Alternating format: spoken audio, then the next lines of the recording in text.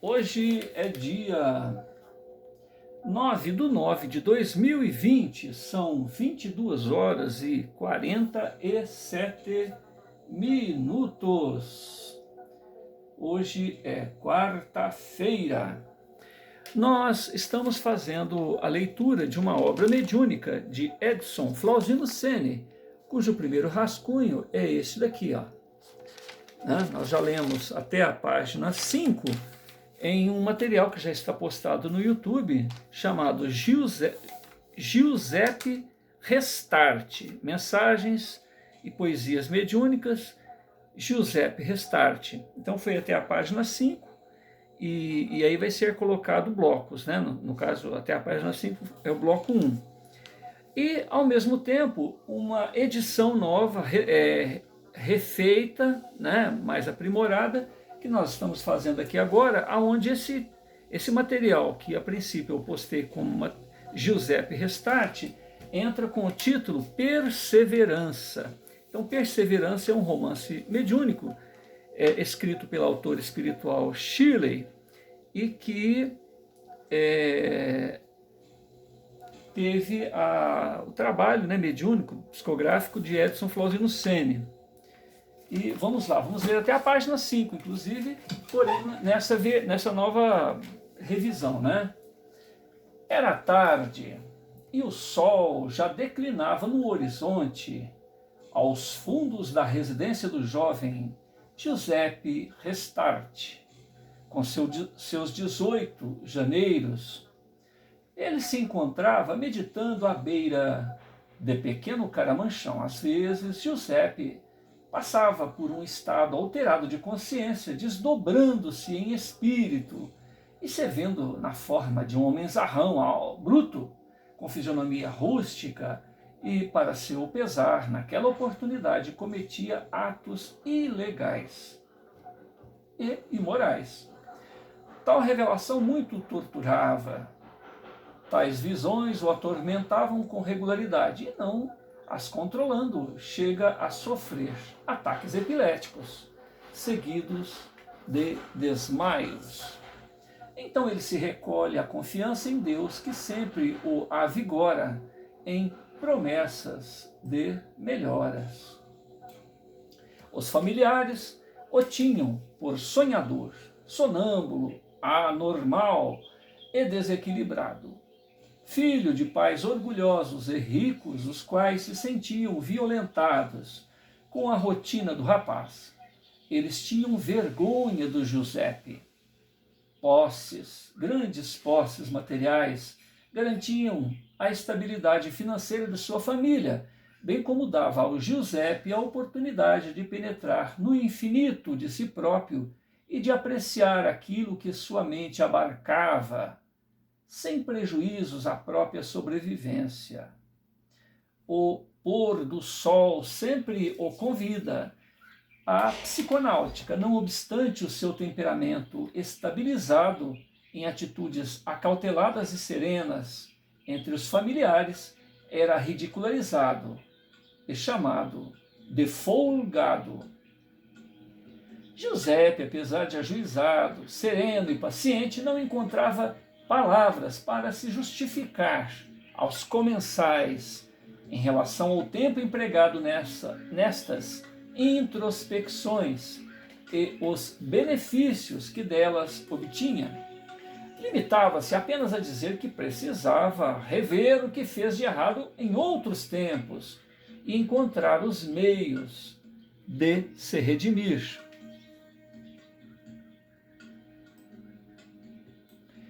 O sol se punha devagarzinho, abençoando com seus últimos raios luminosos as serras e os montes, apresentando as belezas celestiais aos que têm olhos de ver.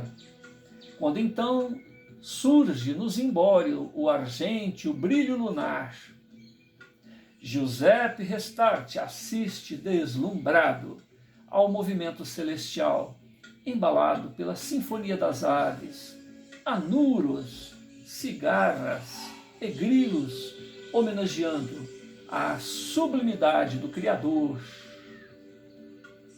até que, meiga jovem, em suas 15 primaveras, lhe toca gentilmente os ombros. É sua querida irmã, Diná, que compreende e aceita a perspectiva de vida do Giuseppe. Docemente, ela lhe dirige a palavra. O céu está lindo, mano. E parece que você, percebendo a ocasião, iniciou mais cedo a sua peregrinação pelas estrelas. Comovido, Giuseppe desvia seus olhos lacrimosos da abóbada celeste, fitando a interlocutora. Ele comenta: mana,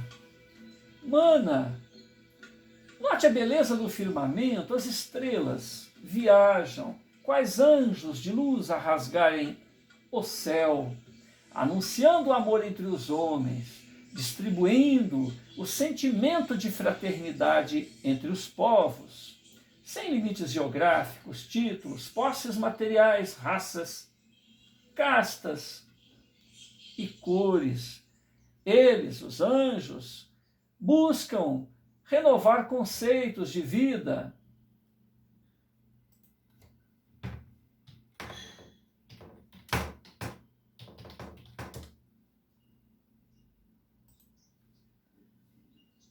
quais os de se ver criminosos e perversos como doentes da alma. Entusiasmado com sua tese, com uma das mãos, Giuseppe retribui o leve toque no ombro da irmã e com a outra mão aponta para certo sítio na cúpula celeste, dizendo: observe, mana, preste atenção e conseguirá ver.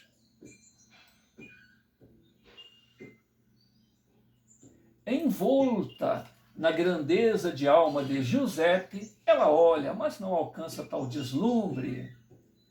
No entanto, ele insiste: ali está, Diná, pudesse eu lhe emprestar os meus olhos, mas estou certo de que você um dia também verá.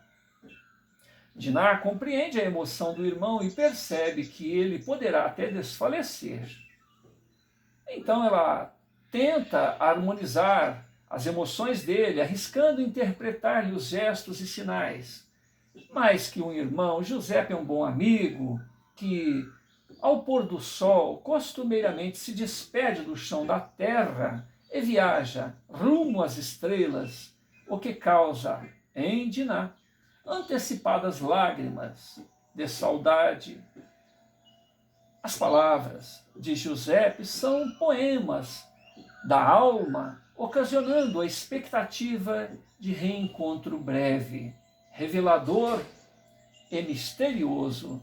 Ela chora ao vê-lo prestes a partir para um tempo e distância conhecidos somente dele próprio, e quem sabe de algum poeta em comunhão com a sua musa inspiradora. Ansiosa, ela, Diná, sempre aguarda esses reencontros, onde a releitura da vida e o entusiasmo muito a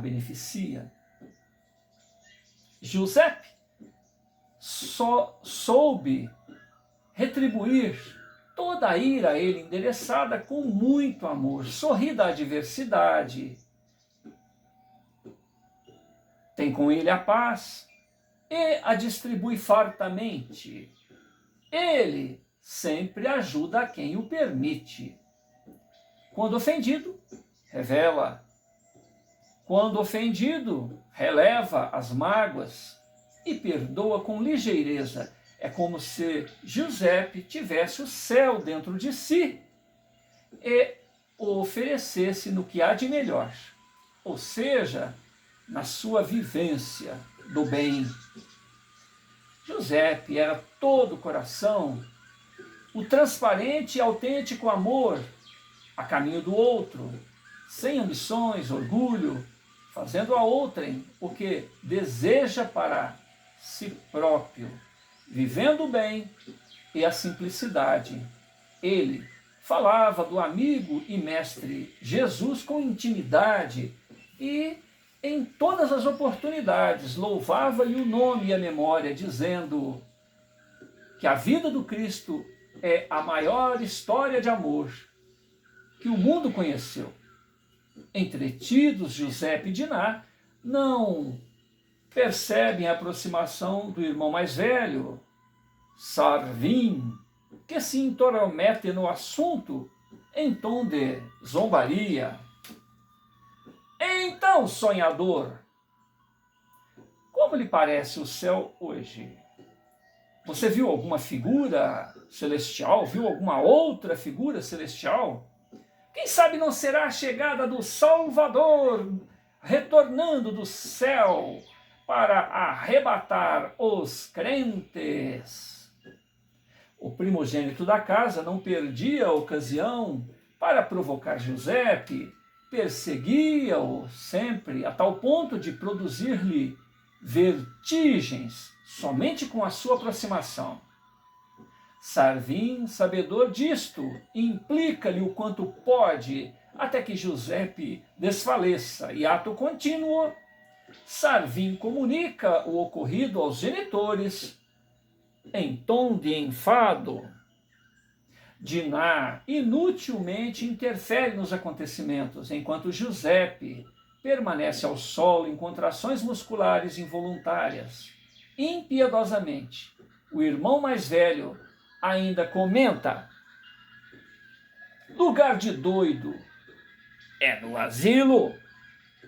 O primogênito indolente sai da varanda, abandonando Giuseppe ao solo, enquanto a jovem tenta reerguê-lo. Diná observa impotente o sensível irmão de peito ofegante, garganta seca, coração apertado e olhos brilhantes a verterem lágrimas quentes, quais límpidos e misteriosos cristais, rolando pela face, espelhando o que vai no imo da alma e a vida ao redor. Diná, impotente para retribuir as belas e oportunas palavras que ouviu do irmão, ela simplesmente acompanha aquele anjo a abrir as asas da alma e buscar refúgio em algum recanto dos bem-aventurados. Giuseppe, com a consciência expandida pelo desdobramento do corpo, tinha a informação das razões que moviam aquela aversão por parte de Sarvin, seu irmão, bem como da irmã de sua mãe, a tia Norma, que ocasionalmente os visita. Tratava-se de compromissos anteriores, onde os feriu gravemente na alma, e por isto Giuseppe teria que superar essas antipatias na presente encarnação, recuperando laços de afeto por ele voluntariamente rompidos. As lamúrias de Sarvin sempre chegam aos ouvidos de Norma, a tia, reforçando sua animosidade para com o rapaz. Instantes após, outros fraternos se reúnem em torno daquele corpo abatido, qual espólio de guerra, um troféu à impiedade. Quadro piedoso é observado pelos presentes, vez que convulsões, gemidos e um princípio de estado cataléptico manifestam-se no corpo do rapaz, espasmos contínuos e um processo de paralisação fisiológica até prostrar-se inerte. Se o médico fizesse um check-up em moldes populares, atestaria a morte daquele indivíduo por falência cardíaca e respiratória. Grave lição de vida poderia ser auferida aos observadores deste quadro pelas tantas vezes em que Giuseppe foi humilhado e cuja calma e autocontrole se mantinham diante do cinismo e impiedade dos seus algozes. Giuseppe nunca se incomodou com as gratuitas zombarias a ele dirigidas pelos familiares.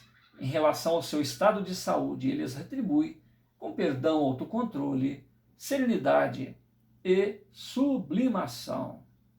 Às vezes, sem as janelas da compreensão da alma, se fica sem entender por quem os sinos dobram entusiasticamente.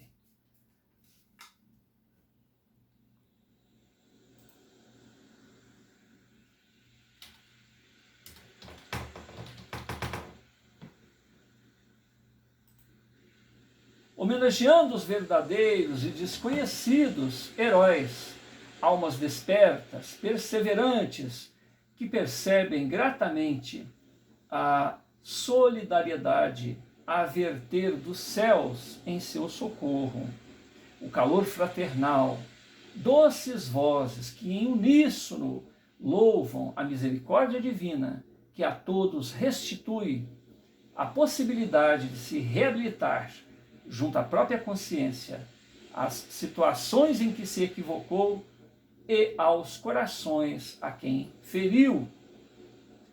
Ainda são desconhecidas estas lições para aqueles que rastejam nos primórdios evolutivos, mas cujo esforço de si próprios, sob os auspícios da perene, irreprimível e brutal evolução, irão compreender a solidariedade universal e a infinita misericórdia divina.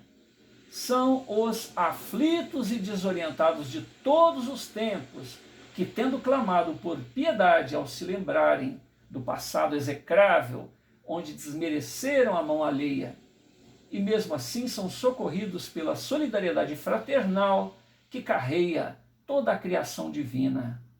Os irmãos de vanguardas e prepostos do amor cósmico atendem aos incipientes da estrada da perfeição.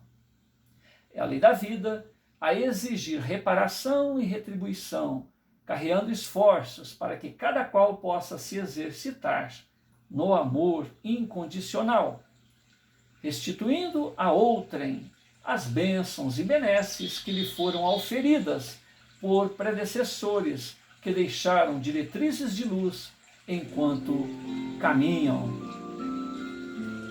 São as sombras do passado que se tem de enfrentar, a semelhança da fênix. Estas sombras ressurgem e insistem em se materializar ante os olhos extasiados da alma penitente junto à roda do karma. De um lado está o olhar de rendição e esperança do coração contrito e arrependido, de outro a presença severa e devoradora dos desafetos e as vítimas destes crimes e enganos dos arrependidos. A evolução anímica ofertando a reparação e o perdão. O algoz é beneficiado pela graça divina e muitas das vezes pelo perdão dos ofendidos, o que o inspira a também se permitir e a outrem que a vida siga adiante em paz e segurança. Uma vez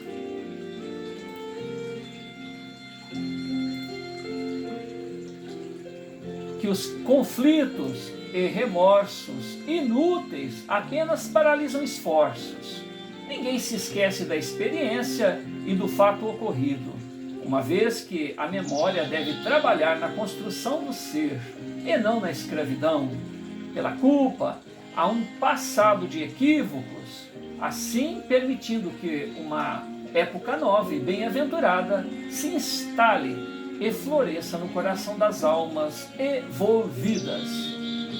Arrepender-se e trabalhar na reparação é o lema de todos. Reconhecer os erros cometidos na caminhada para não se cristalizar indefinidamente em equívocos. As almas têm mistérios que estamos longe de desvendar. Estagiamos em milênios por sítios evolucionários dormindo no mineral, sonhando no vegetal, se agitando no animal, até o despertar consciente em a humanidade. Rememorar o que fomos é a retrospectiva do progresso alcançado. Não há um monstro desconhecido a ser trancafiado pela vergonha no porão da memória, monstro alimentado pela culpa, monstro do qual desesperadamente se aventura a escapar. É o passado que nos permitiu exercitar as faculdades da alma e nos proporcionou riscos e o seguir adiante dentre as adversidades, aportando ao momento presente com valores novos e a consciência desperta. Não há o porquê se envergonhar, se omitir ou se fugir das épocas de ignorância. Afinal, tudo foi útil na construção de nosso caráter e lucidez. Nós vamos parar aqui agora na página 4, porque eu corrigi até aqui. E depois, no outro bloco, né, no posterior a esse, nós vamos dar continuidade. Se alguém quiser ver a versão inicial, conforme eu disse aqui, ó, basta pegar, aqui é o primeiro rascunho, Mensagens e Poesias Mediúnicas, Giuseppe Restart. No caso vai ser o bloco 1 e 2, até aqui onde eu li. E aqui nessa nova versão, nessa nova apresentação, já com o título Perseverança, os blocos, eu não sei se vai ser 1 e 2 agora, porque eu tenho que ver depois na hora que eu rebobino a gravação. Muita paz a todos. São 22 minutos de gravação, provavelmente é só um bloco que vai ser essa leitura atual.